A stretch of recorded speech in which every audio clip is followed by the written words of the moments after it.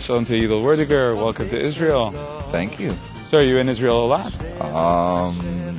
I don't know. Not lately. This year it's the first time. Last year I was here a few times. Try to come. I know we're sitting here in Yerushalayim, Jerusalem. What is this for you? It's beautiful. There's no place like Yerushalayim. That's where you really feel like a real Jew here. And there's a feeling that nowhere in the world can ever come close to. And isn't it beautiful here? And this is where you can really feel Yiddish. And it's great to come home. Now, it's been a long time since the last album, right? Yes, officially, I guess. It's, I'm very picky when it comes to song selections. It took me probably 4 years to find all the material that I wanted. And Baruch Hashem, finally here.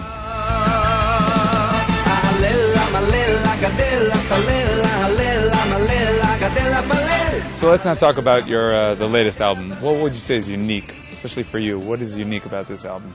I feel that I've achieved certain heartful feeling, full of heart and simplicity, yet still new. Now, yeedle, every musician has his influences, musicians, family, friends.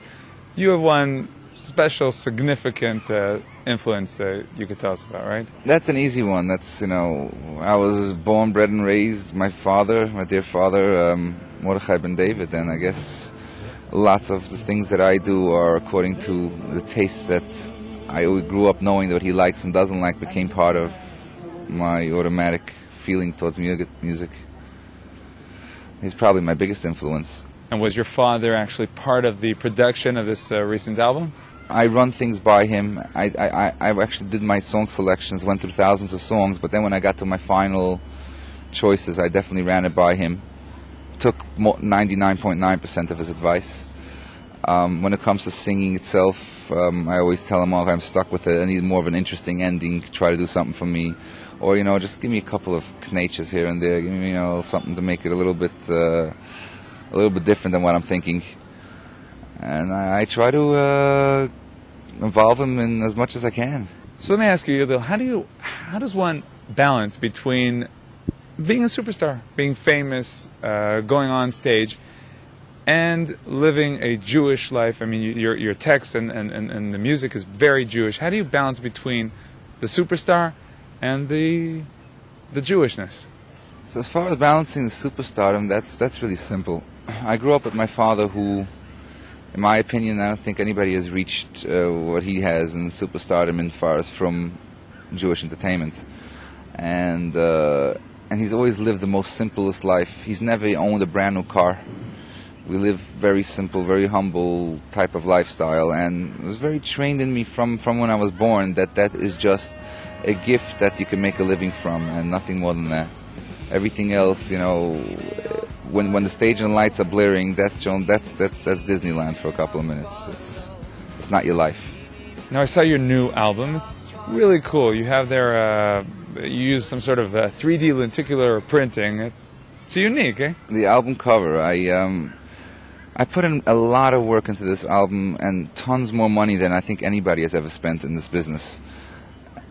And these days also there's a big problem with everybody, with all the copying, the iPods. And I want to give people more of a reason to have the authentic, real thing in their hand. For more of a reason when they spend the money to feel that they got something real, something better than what when the copy offers them.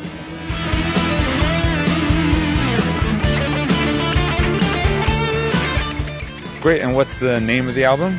Lev Echad, which is a great song by Aaron Razel.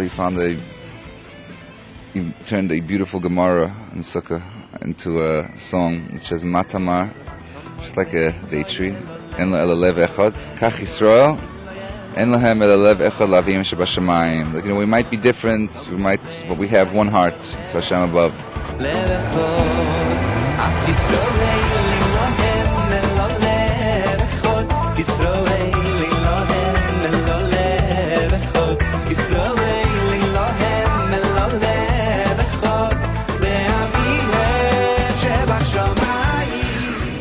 Yeedle Werdiger, thank you very much for joining us. I thank you so much for the opportunity, and hope we meet again soon. And let's try to keep Jewish music on a high level. And the main thing is that anything we could do to make Am Yisrael happier.